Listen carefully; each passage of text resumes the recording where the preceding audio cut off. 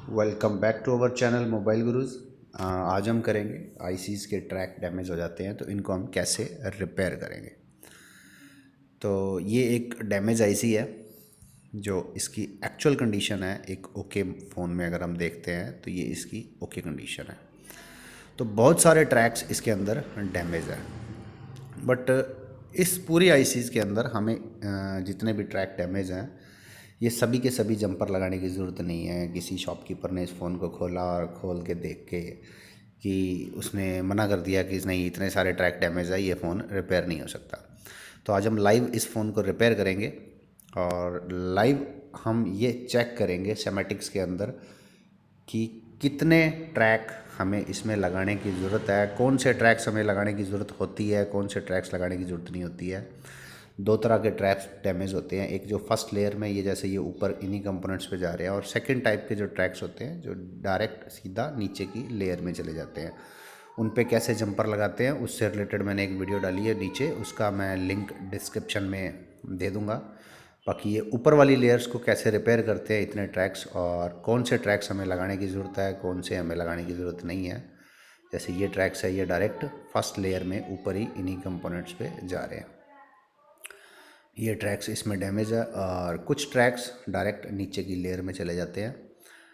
उससे रिलेटेड आप वीडियो देख सकते हैं कि वो ट्रैक कैसे रिपेयर करते हैं। अब इनमें इसको अच्छे से समझने के लिए कि कौन कौन से ट्रैक्स की हमें ज़रूरत है, हम सेमेटिक्स से हमारे बोर्ड को कंपेयर करते हैं।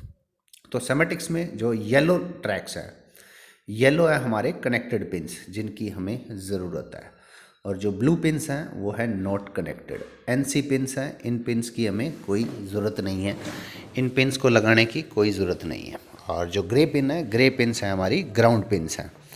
इन ग्राउंड पिन को भी एक से ज़्यादा ग्राउंड पिन होती हैं, अगर दो चार ग्राउंड पिन उखड़ भी जाती हैं तो हमें उसको लगाने की कोई ज़रूरत नहीं है।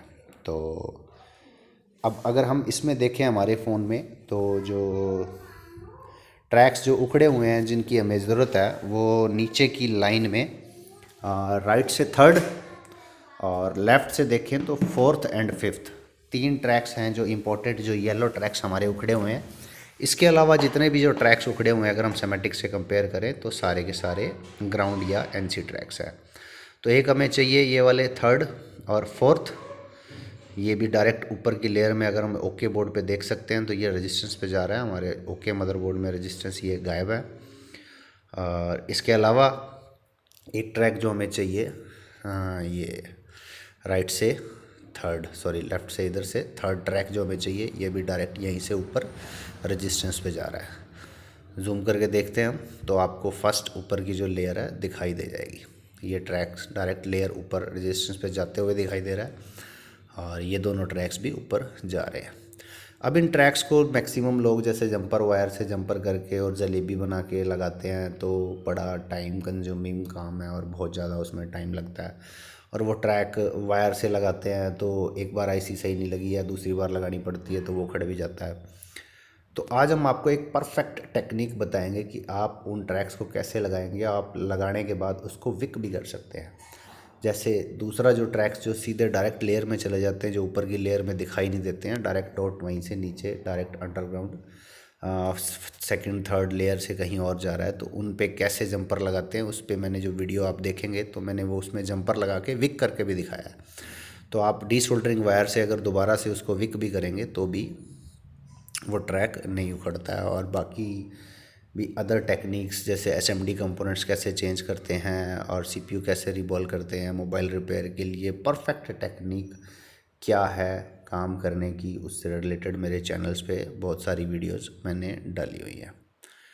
तो आप वो डिस्क्रिप्शन में उन सब का लिंक दिया हुआ है, आप वहाँ जाके उन वीडियोस को देख सकते हैं।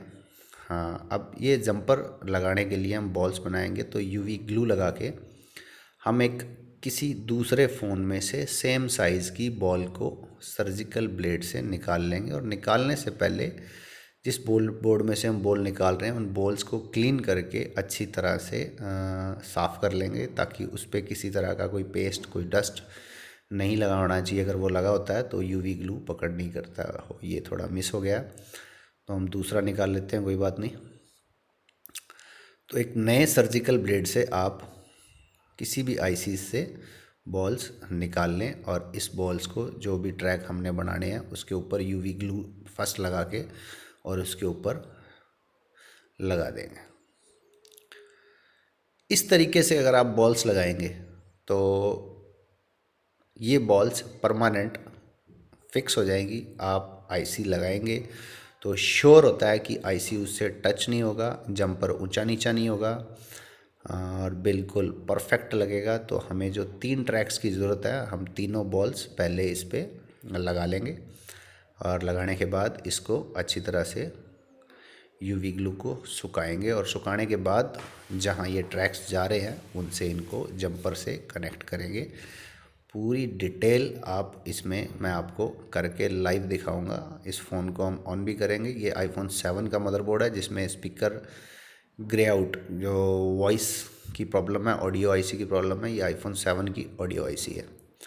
तो ऑडियो आईसी में ट्रैक्स नॉर्मल मिस हो जाते हैं। अब ये बाकी की जो बॉल्स हैं ये एनसी बॉल्स हैं और ग्राउंड बॉल्स है, हमें इसको लगाने की ज़रूरत नहीं है। जो कॉपर कवर्ड एरिया जो फालतू का इधर उधर दिखाई दे रहा है, हम इसको भी कवर कर देंगे यूवी से।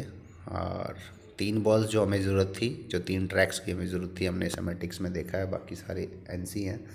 तो इन 3 बॉल्स को लगा के हम इसको अब यूवी ग्लू से सुखा लेंगे।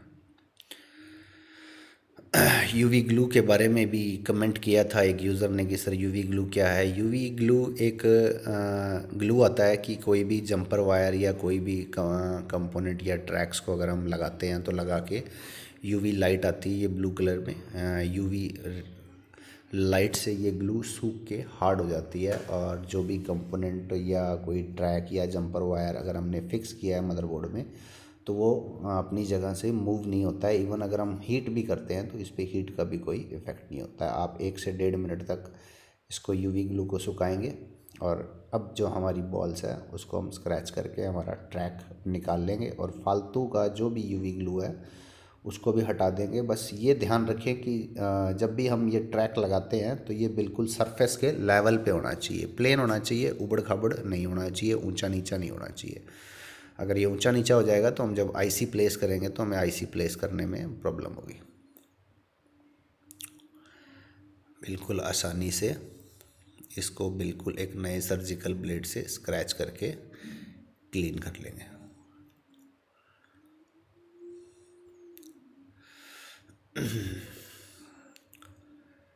मोबाइल रिपेयर से रिलेटेड जितनी भी टेक्निक्स हैं, मेरी एक कोशिश है कि सबकी जो भी भाई लोग मेरे मोबाइल का काम करते हैं और उनको किसी भी तरीके की जो भी प्रॉब्लम्स आती हैं, पेस्टेड आईसीज कैसे रिमूव करते हैं, ग्लू कैसे क्लीन करते हैं, विक कैसे करते हैं, सीपीयू रिबॉल कैसे करते हैं, आईसीज बीजीए आईसीज लोग रिबॉल करते हैं तो उनको रिबॉल करने में बहुत सारी प्रॉब्लम्स आती हैं। तो मैंने एक वीडियो बना के डाली है, डिस्क्रिप्शन में उसका लिंक भी दिया है कि आप परफेक्ट टेक्निक क्या है एक बीजीए आईसी को रिबॉल करने की। अब ये जो हमने ट्रैक्स लगाए हैं, स्क्रैच कर दिए हैं, अब ये ऊपर जैसे ये पिन है डायरेक्ट ऊपर कनेक्टेड है और ये वाली जो पिन है थर्ड हमें एक ट्रैक लगाया है ये भी डायरेक्ट ऊपर रेजिस्टेंस लगी है उससे कनेक्टेड है। बट हमारे फ़ोन के अंदर क्या है कि 2 रेजिस्टेंस भी मिस है, तो ये रेजिस्टेंस भी हम पहले एक दूसरे मदरबोर्ड से लगाएंगे। अब एसएमडी कंपोनेंट्स को चेंज करने की परफेक्ट टेक्निक क्या है, इससे भी रिलेटेड मैंने एक वीडियो डाला है, डिस्क्रिप्शन में उसका लिंक है, आप वो वीडियो देख सकते हैं। कि जब हमें सीपीयू या पेस्टेड आईसीज के पास में अगर छोटे कंपोनेंट्स या कॉइल चेंज करने हो तो फ़ोन मैक्सिमम लोग क्या है उसमें फ़ोन को डेड कर लेते हैं। तो उस कंडीशन में क्या है सेफ़ तरीका इन छोटे कंपोनेंट्स को चेंज करने का, वो मैंने परफेक्ट वे में बताया है। कि जब हम दूसरे कंपोनेंट्स लगाते हैं तो साथ वाला कंपोनेंट मूव भी नहीं करेगा। आपने लाइव डेमो करके दिखाया कि जो कंपोनेंट पे आप हिट कर रहे हैं सिर्फ वो ही कंपोनेंट हिलेगा, उसके आजू बाजू का कोई भी कंपोनेंट मूव तक नहीं होगा। मैंने ट्वीज़र से मूव करके भी दिखाया। उसकी क्या है ट्रिक, क्या है टेक्निक, उसके लिए वो डायरेक्ट आप वीडियो देखें। और किसी भी आईसीज़ को रिमूव करने के लिए आपकी गन का टेम्परेचर क्या होना चाहिए, एयर क्या होनी चाहिए, आप अपनी एसएमडी का टेम्परेचर कैसे चेक कर सकते हैं, उसके लिए भी मैंने एक वीडियो बना के डाला है कि आप जो भी मॉडल की एसएमडी यूज़ कर रहे हैं उस एसएमडी पे आईसी को रिमूव करने का और लगाने का दोनों का टेम्परेचर डिफरेंट है। तो लगाते टाइम और रिमूव करते टाइम क्या टेम्परेचर होना चाहिए वो भी आप चेक कर सकते हैं। तो ये हम दोनों कंपोनेंट्स रिमूव करके लगाएंगे और उसके बाद जंपर करेंगे।